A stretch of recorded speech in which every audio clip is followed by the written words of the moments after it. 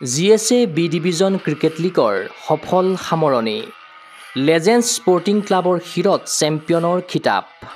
নৱৰং ক্লাবলৈ ৰানাৰ্ছ আপৰ সন্মান যোৱা ২৭ এপ্ৰিলৰ পৰা গুৱাহাটীৰ নেহৰু ষ্টেডিয়ামত অনুষ্ঠিত GSA B division cricket league ২০২৩-২৪ শনিবাৰে সফল সামৰণি ঘটিল গুৱাহাটী ক্ৰীড়া সন্থাৰ উদ্যোগত অনুষ্ঠিত প্ৰতিযোগিতাখনত অংশগ্ৰহণ কৰিলে ৮টাকৈ ক্ৰিকেট ক্লাবে শনিবাৰে অনুষ্ঠিত ফাইনেলৰ মহাৰণত খেলপথাৰত নামিল লেজেণ্ডছ স্পৰ্টিং ক্লাব আৰু নৱৰং ক্লাব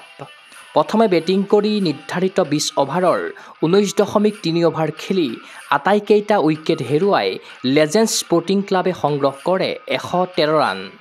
প্ৰত্যুত্তৰত ১৮.৪ অভাৰত আটাইকেইটা উইকেট হেৰুৱাই ৯৬ ৰান স্ক'ৰ কৰিবলৈ সক্ষম হ'ল গুৱাহাটীৰ পুৰণি ক্লাব নৱৰঙে ফলত ১৭ ৰানত জয়ী হৈ এই ছিজনত চেম্পিয়নৰ ট্ৰফি হস্তগত কৰিলে লেজেণ্ডছ স্পৰ্টিং ক্লাবে অশেষ চেষ্টা কৰিও ফাইনেলত পৰাস্ত হৈ ৰানাৰ্ছ আপত ক্ষান্ত থাকিল নৱৰং ক্লাব মেচৰ অন্তত নেহৰু ষ্টেডিয়ামত অনুষ্ঠিত হ'ল প্ৰতিযোগিতাখনৰ সামৰণি অনুষ্ঠান এই অনুষ্ঠানত উপস্থিত থাকিল BCCIৰ যুটীয়া সচিব তথা গুৱাহাটী ক্ৰীড়া সন্থাৰ সম্পাদক দেৱজিৎ শইকীয়া বিশিষ্ট ক্ৰীড়া সংগঠক গণেশ তামুলী অসম খো-খো সন্থাৰ সভাপতি তথা নৱৰং ক্লাবৰ সভাপতি ৰাজীৱ প্ৰকাশ বৰুৱা প্ৰাক্তন ৰাজ্যিক ক্ৰিকেটাৰ প্ৰণৱ শৰ্মা ভেটাৰান ক্ৰিকেট সন্থাৰ কাৰ্যকৰী সভাপতি তপন চক্ৰৱৰ্তী প্ৰাক্তন ৰাজ্যিক ক্ৰিকেটাৰ দেৱ কোঁৱৰ গুৱাহাটী ক্ৰীড়া সন্থাৰ সভাপতি পৰেশ চন্দ্ৰ দাস প্ৰাক্তন সভাপতি পুলক গোস্বামী সহকাৰী সম্পাদক জাহিৰুল হক বাবলু চৌধুৰী কোষাধ্যক্ষ অমিয় কুমাৰ কলিতা ক্ৰিকেট সম্পাদক নাছিৰ গুল খানৰ দৰে বিশিষ্ট ব্যক্তিসকল ফাইনেলৰ মেচ উপভোগ কৰি আপ্লুত গুৱাহাটী ক্ৰীড়া সন্থাৰ সম্পাদক দেৱজিৎ শইকীয়া খুব ভাল লাগিলে আজি বি ডিভিজনৰ ফাইনেল খেলখন অনুষ্ঠিত হ'ল গুৱাহাটীৰ অতি পুৰণা ক্লাব নৱৰং তেওঁলোকৰ বিপক্ষে আছিলে ৰিলেটিভলি নতুন ক্লাব লেজেণ্ড ক্ৰিকেট ক্লাব খুব এখন ক্লোজলি কণ্টেষ্টেড মেচ আমি সকলোৱে উপভোগ কৰিলোঁ নেহৰু ষ্টেডিয়ামত আৰু মই ভাবোঁ যে এই দুইটা দলে অহাবাৰ যিহেতু তেওঁলোকে এই ডিভিজনলৈ উন্নত হ'ল বা তেওঁলোকক কৰিলে প্ৰমোট কৰা গ'ল চ' আগন্তুক দিনত বেলেগ দুটা দলে সুবিধা পাব এই ডিভিজন খেলিবলৈ কাৰণ এই ডিভিজন টুৰ্ণামেণ্টটো খুব ইম্পৰ্টেণ্ট তাৰ পৰাই অসম দলৰ চিলেকশ্যনৰ কাৰণে প্ৰবেবল স্পৰ্ট তাৰপৰা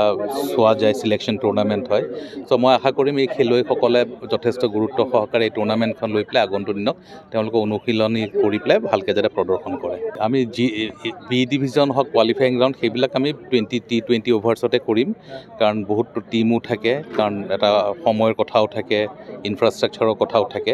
এই ডিভিজনবোৰ আমি 40 অভাৰ্ছ যিটো অসম ক্ৰিকেট সন্থাই বনাই দিছে কাৰণ আজিকালি দেখিব যে আপোনাৰ 3টা ফৰ্মেটত খেলা হয় এটা হ'ল T20 ফৰ্মেটত খেলা হয় এটা 50 অভাৰ্ছ ফৰ্মেটত খেলা হয় আৰু এটা মাল্টি-ডেজ ফৰ্মেটত খেলা হয় আৰু সেইকাৰণে আমি 3টা লেভেলতে 3টা বেলেগ গ্ৰুপৰ প্লেয়াৰক আমি এনকাৰেজ কৰিব চেষ্টা কৰিছোঁ সেইকাৰণে বি ডিভিজনৰ টুৰ্ণামেণ্টখন আমি T20 ফৰ্মেটতে পাতি গৈ থাকিম আৰু আগন্তুক সময়ত যিহেতু যিসকল খেলুৱৈ ধৰি লওক মাল্টি-ডেজ খেলাৰ কাৰণে ইচ্ছা প্ৰকাশ কৰিব তেওঁলোকে ডেফিনেটলি তেওঁলোকৰ যিটো লাইনৰ টুৰ্ণামেণ্ট হ'ব এই ডিভিজনৰ আছাম প্ৰিমিয়াৰ ক্লাব চেম্পিয়নশ্বিপ সেইটো তেওঁলোকে পাৰফৰ্ম কৰিব লাগিব চ' উই আৰ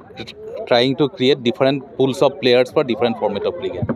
ফাইনেলৰ প্লেয়াৰ অৱ দ্য মেচ আৰু প্ৰতিযোগিতাৰ প্লেয়াৰ অৱ দ্য টুৰ্ণামেণ্টৰ সন্মান লাভ কৰিলে লেজেণ্ডছ স্পৰ্টিং ক্লাবৰ খেলুৱৈ সুনীল ৰঞ্জন গগৈয়ে